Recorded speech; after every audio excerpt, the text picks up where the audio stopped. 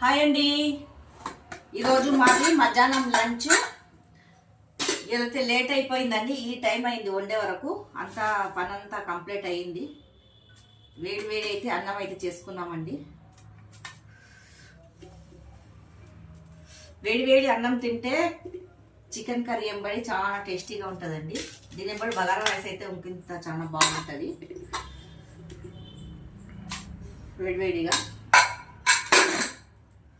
ఇక్కడ వచ్చేసి అయితే చికెన్ కర్రీ అయితే చేశానండి. ఈరోజు సండే కదా, వేడివేడి రైస్ ఎంబడి వేడివేడి చికెన్ కర్రీ చాలా బాగుంటుంది. మీకు ఎంతమందికి ఇట్లా చికెన్ కర్రీ ఇష్టం ఉన్నదో వేడివేడి అన్నం వెంబడి కామెంట్ అయితే చేయండి.